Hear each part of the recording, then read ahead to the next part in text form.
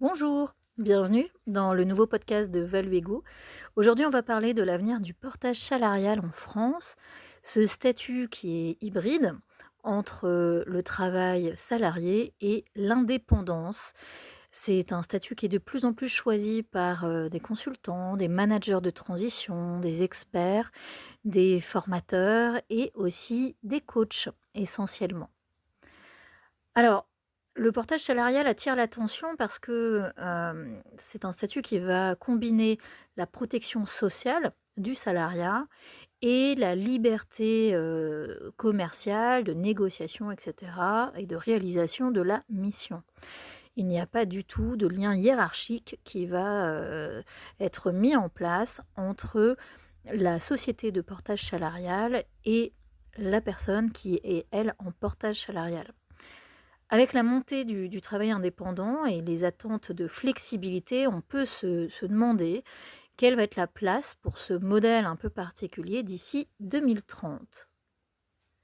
Pour commencer, je vais vous donner une définition rapide de ce qu'est le portage salarial. C'est un contrat tripartite, c'est-à-dire qu'il va y avoir un consultant qu'on va appeler le porté, qui réalise des missions pour des clients. Tandis qu'une société de portage gère la facturation, la paye et les cotisations, ce qui fait que le consultant devient salarié de la société de portage et touche un salaire net après ses frais. Attention, tous les métiers ne sont pas éligibles au portage salarial. Alors traditionnellement, on va retrouver essentiellement, comme je le disais en introduction, des consultants, des formateurs, des coachs, des ingénieurs, des managers de transition, des experts marketing, finance, etc., etc. Donc en gros, des professions qui sont à forte valeur ajoutée et facturation projet. Bon, c'est essentiellement du projet qu'on va retrouver en type de mission aujourd'hui en portage. Alors le fonctionnement, du portage est un peu, a l'air parfois un peu complexe, mais finalement il est relativement simple. Donc le porté va trouver une mission. Il a négocié tout seul. Il va mettre en relation la société de portage et son client. Donc la société de portage signe un contrat commercial avec le client. La société de portage facture le client et verse un salaire au porté, après retenue et frais de gestion. La société va prendre aussi en charge la protection sociale, toutes les déclarations. Donc il va y avoir une assurance chômage, enfin on cotise pour l'assurance chômage, pour notre retraite, tout ce qui est, sécurité sociale et en général, on a même une mutuelle, bien sûr, en portage salarial. Je dis en général, c'est plutôt obligatoire. Voilà pour la première partie, pour poser vraiment le décor du portage salarial. Je vais maintenant vous donner les chiffres, des chiffres récents pour, 2024-2025. Alors on pourrait donner beaucoup d'informations, mais voilà ce qu'il va falloir, retenir dans les grandes lignes. Déjà la taille du secteur et le nombre d'acteurs dans le portage salarial. Alors selon les statistiques de branche et puis, ce qu'on avait pu observer sur 2023 à 2024, on n'a pas encore tout à fait, les chiffres finaux 2024-2025, mais on recense plusieurs centaines d'entreprises de portage et environ 33 000 salariés portés sur l'année dans certains jeux de données. Ces chiffres, proviennent des bilans de branches et des observatoires paritaires. Ensuite, si on parle du chiffre d'affaires, du marché, il y a différentes études, mais en gros, on estime que le marché représente entre 1,5 et 2 milliards d'euros aujourd'hui. Donc là, ce sont des valeurs selon, méthodologie et années, prises en compte, hein, avec, notamment des estimations, Xerfi. Ces ordres de grandeur montrent une croissance forte par rapport à la fin des années 2010.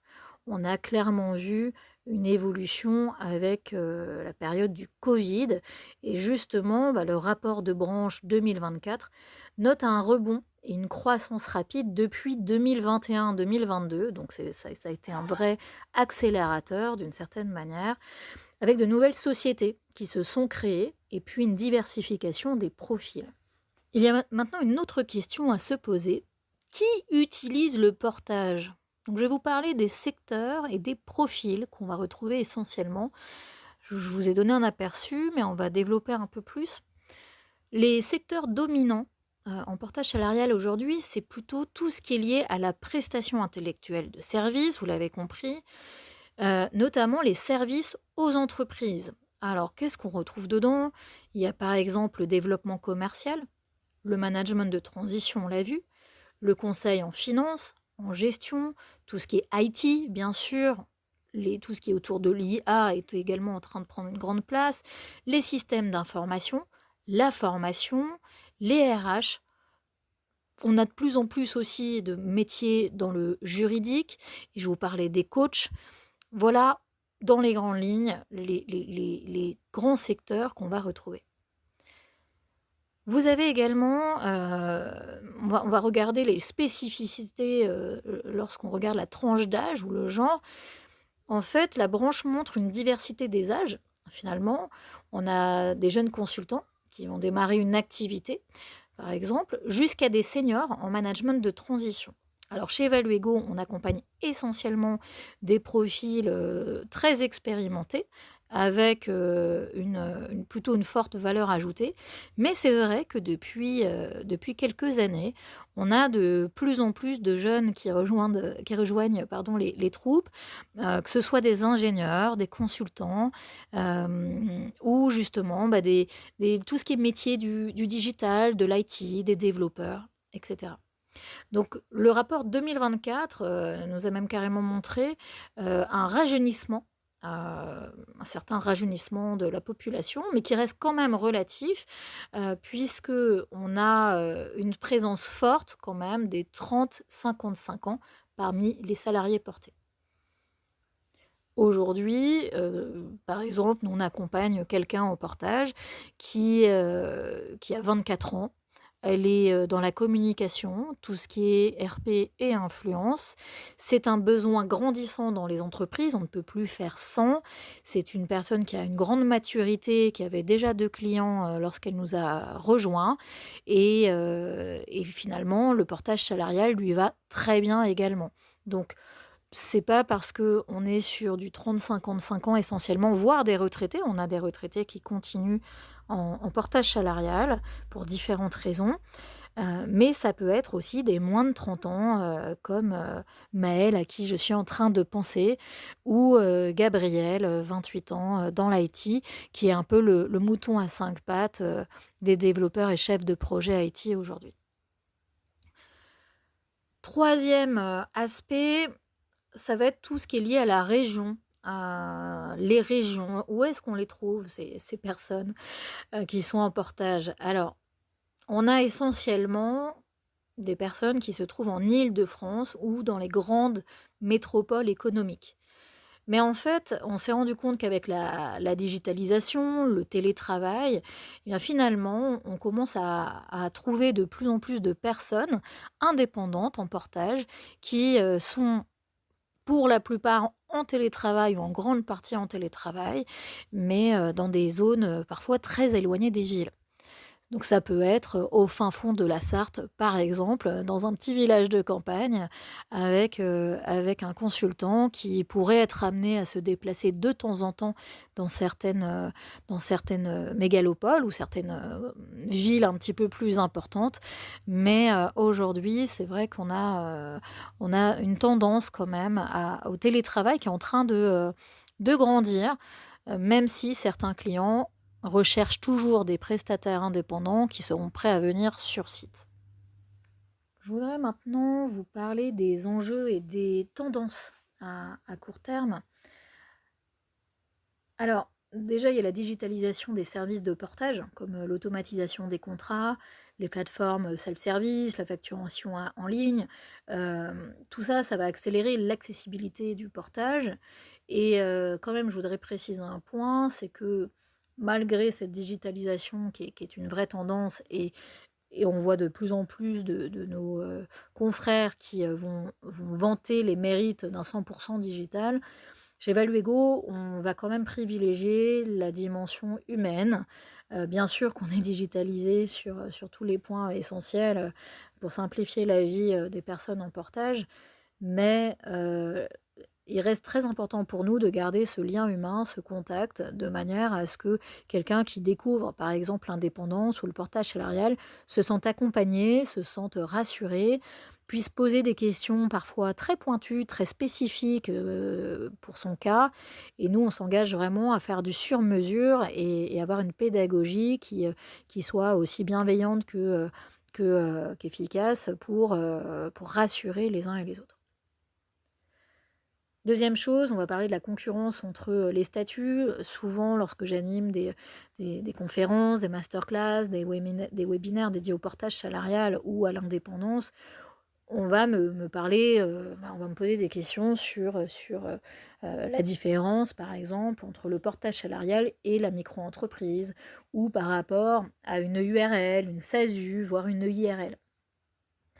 Alors, il faut vraiment comprendre que le portage salarial va séduire ceux qui cherchent la protection sociale, qu'on a d'habitude dans le salariat, euh, sans gérer la comptabilité, l'administratif. Du coup, c'est hyper sécurisant parce que on va avoir un vrai filet de sécurité. On cotise vraiment comme n'importe quel salarié sur les mêmes taux de cotisation. Et en même temps, on est complètement maître de nos négociations, de ce qu'on a envie de faire avec nos clients, notre mission. Il n'y a aucun lien de subordination entre la société de portage et la personne en portage, la personne portée. Et ça, c'est quand même une certaine liberté que tout le monde ne peut pas avoir, qu'on n'a pas en micro-entreprise, qu'on n'a pas en SASU. Ça permet aussi d'ailleurs le portage salarial d'être monoclient. Si vous avez un seul client, normalement, on va éviter, il y a un risque de client unique ou de ce qu'on va appeler le salariat déguisé, tout simplement, avec les autres statuts qu'on n'a pas en portage. Il y a certaines sociétés qui vont exiger de la part des prestataires une attestation comme quoi elles ne vont pas représenter plus de 33% de leur chiffre d'affaires. Troisième aspect, quand on parle des tendances, c'est la montée en gamme des missions. Là, on observe un déplacement vers des missions à plus forte valeur ajoutée depuis quelque temps. Donc le management, la transformation digitale, l'IA, tout ce qui est communication et influence. Ce sont vraiment des secteurs qu'on avait déjà, bien sûr, mais dans une moindre mesure et qui sont en train de se développer de plus en plus. Je voudrais maintenant vous parler des prévisions jusqu'en 2030. Euh, on pourrait imaginer 3 scénarios plausibles. Alors, je ne vous dis pas ça sorti de mon chapeau, hein, il y a quand même des études, des tendances, des chiffres, etc. Le premier scénario, ce serait la poursuite de la forte croissance du portage salarial aujourd'hui. Si la demande de flexibilité dure et si les sociétés continuent d'adopter le portage pour des expertises ponctuelles, on pense que le marché pourrait doubler modérément d'ici 2030 en valeur ou en tout cas en nombre de salariés portés, surtout dans le conseil IT, la transition et la RSE. Cette projection s'appuie sur la dynamique observée ces dernières années et les études sectorielles. Deuxième scénario, c'est la stabilisation du marché. Si la fiscalité ou la régulation évolue, par exemple la requalification des contrats, les plafonds ou l'alignement social, la croissance pourrait ralentir et se concentrer sur des niches d'expertise. Ça, c'est quand même un scénario à garder en tête, d'autant qu'en France, on va avoir les municipales en 2026, les présidentielles en 2027, peut-être des législatives à nouveau. Donc, c'est important de se dire que le marché va pas forcément continuer à évoluer, mais à se stabiliser. Et ce qui est intéressant, c'est qu'il y a de plus en plus d'entreprises qui connaissent le portage salarial et qui sont rassurées par ce statut qui évite parfois certains déboires avec certains prestataires indépendants. Troisième scénario, ce serait une transition vers des modèles hybrides. Là, on pourrait parler d'apparition de plateformes intégrées, d'offres portage plus formation ou de portage plus d'assurance privée, par exemple. Le secteur se professionnalise et se segmente. Là, on voit maintenant qu'il y a des entreprises plutôt low cost qui vont proposer des tarifs hyper bas, mais avec un marketing très fort. Donc, c'est assez séduisant pour les gens qui parfois en reviennent et se disent le portage salarial, c'est nul. C'est juste que c'était une société de portage low cost. Évidemment, hein, on ne peut pas avoir quelque chose en qualité premium pour un bas prix, hein. Je pourrais vous faire beaucoup de comparaisons avec l'actualité aujourd'hui. Et on va voir aussi plus d'intégration avec les grands acteurs de l'outplacement, des RH et des ESN. Donc on pourrait imaginer ce scénario-là. Chez Valuego, nous, on a la chance d'avoir une entité de portage, mais aussi une entité de formation, Valuego Formation, qui aujourd'hui accompagne à travers la formation, le coaching, voire des bilans de compétences, toutes les personnes en transition professionnelle et essentiellement, principalement des personnes qui veulent devenir indépendantes ou qui sont déjà indépendantes, mais qui ont besoin de retravailler des soft skills ou qui, à une période, ont du mal à trouver des clients ou qui veulent se repositionner, etc., etc.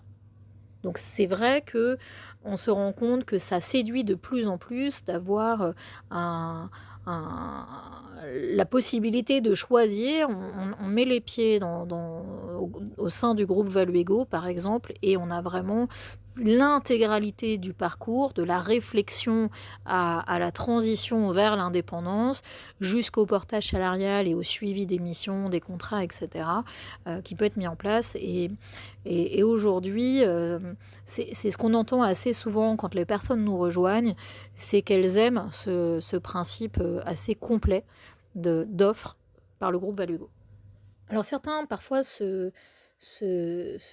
essayent de peser le pour et le contre avec le portage, et c'est tout à fait normal. Donc, gros avantage du portage, c'est la sécurité, puisqu'on a exactement les mêmes avantages qu'un salarié, la même protection sociale, la même sécurité, du coup. C'est attractif pour les entreprises qui recherchent de la flexibilité, des marchés de niche comme tout ce qui est transformation digitale, la cybersécurité, l'IA, la conformité, tout ce qui est réglementaire, etc. Et en termes de risques, finalement, il n'y en a pas vraiment, il y a assez peu de contraintes, mais certains peuvent avoir peur des frais de gestion, par exemple. Les frais de gestion, je vous le disais tout à l'heure, c'est en gros 5 à 8. Quand on regarde comment euh, quels sont les avantages du portage salarial et tout le travail qu'on n'a pas besoin de faire au niveau administratif, gestion, facturation, contractualisation, etc., au final, ça reste assez dérisoire. Et surtout, si vous comparez avec les frais d'un expert comptable et d'un cabinet RH, à ce moment-là, il n'y a pas photo. Je ne dis pas qu'il ne faut pas créer une entité morale, euh, parce que ça dépend vraiment de votre projet. Tous les statuts ont un intérêt, donc on ne choisit pas son statut juridique comme ça à la va-vite. Il faut vraiment comprendre le projet. Simplement, si vous comparez les coûts d'un expert comptable, prendre votre assurance, ouvrir un compte bancaire séparé, donc les frais de banque, etc., d'un point de vue mensuel, généralement, ça vous coûte moins cher d'avoir des frais de gestion en portage que d'avoir ces frais d'entité morale. Vous avez également, pour certains, la peur que ce soit complexe au niveau administratif. Sauf qu'en fait, la complexité, ce n'est pas vous qui la gérez. La seule chose que vous avez à faire, vous avez deux choses à faire. La première, c'est lorsque vous allez démarrer une mission, vous venez de négocier, il va falloir contractualiser. Donc ça, la société de portage ne le sait pas. Elle ne sait pas ce que vous avez dit. Et si c'est le client qui donne les informations directement à la société de portage, il peut très bien raconter ce qu'il veut. Donc pour éviter tout malentendu, en général, la personne en portage va mettre en relation son client avec la société de portage par mail en disant tout ce qui a été vu et négocié. À ce moment-là, la société de portage va proposer au client un contrat qui va reprendre tous les termes indiqués par la personne en portage. Il arrive également que le client préfère que ce soit son modèle type qui soit proposé. Dans ces cas-là, il va le soumettre à la société de portage qui va vérifier qu'il n'y ait pas de clause qui ne serait pas cohérente ou qui n'irait pas dans votre sens. Il faut vraiment que ce soit gagnant-gagnant, évidemment. Et donc la relecture juridique, etc., tout ça, c'est la société de portage qui s'en occupe. Et puis on vérifie également que tous les éléments que vous avez communiqués en amont se retrouvent bien dans ce contrat. Donc finalement, ça c'est la première chose. En amont, c'est relativement simple. Le reste est la tambouille de la société de portage avec le client. Deuxième chose que vous allez devoir faire, c'est à la fin du mois. La société de portage n'a pas le droit de supposer le nombre de jours travaillés. Ce qui veut dire que chaque fin de mois, vous allez compléter un compte-rendu d'activité, ce qu'on va appeler vulgairement le CRA, et avec ce compte-rendu d'activité, on pourra savoir combien de jours ou d'heures vous avez travaillé pour tel ou tel client. Voilà pour ce qui concerne l'éventuelle complexité administrative. Moi, je peux faire ça au fond de mon lit, par exemple. Je me mets sur l'appli de la société de portage et puis je vais rentrer mes informations. On peut avoir peur des marges des sociétés de portage. Les marges, elles se font via les frais de gestion et elles sont relativement faibles. Ce que vous pouvez faire, c'est vous assurer, regarder les avis évidemment de la société de portage, regarder si elle adhère bien à la convention collective du portage salarial, puisque il y a une éthique, une déontologie via cette convention collective qui fait que on ne peut pas faire la même chose qu'une entreprise qui adhérerait par exemple à la convention collective du Syntec. On peut avoir peur du risque réglementaire si les pouvoirs publics resserrent les règles sur l'emploi indépendant déguisé. Alors ça, bien sûr, je vous ai parlé du, du, du salariat déguisé avec le client unique. Donc le portage salarial permet, si vous avez une mission chez un client, ça vous permet d'être monoclient, j'ai envie de dire. Une mission ne peut pas excéder 36 mois chez un client, dans une entreprise. Donc normalement, on est censé bien vérifier que le contrat, quoi qu'il arrive, n'excédera pas. Ça peut être plusieurs contrats renouvelés, mais au total, ça ne peut pas excéder 36 mois sur un même projet, une même mission chez un client. Mais ça, c'est quelque chose qui est déjà fait, j'ai envie de vous dire. Donc finalement, le risque est relativement limité puisque c'est normal, le salariat est encore protégé en France, donc c'est bien de prendre des indépendants. Mais évidemment, si vous êtes un indépendant mais qui se retrouve à faire à peu près la même chose que finalement s'il était salarié de son client, ça n'a pas grand intérêt.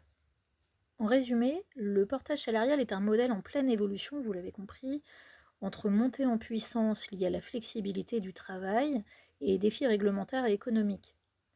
Alors, si vous êtes consultant, coach, formateur, manager de transition, voire RH, observez les offres de portage qui montent plutôt en gamme avec des services digitaux, des accompagnements RH, des formations, des coachings, éventuellement PE, Percol, des chèques cadeaux, euh, tous les avantages dont on pourrait rêver finalement dans le salariat et qui pourraient être proposés en tant qu'indépendant.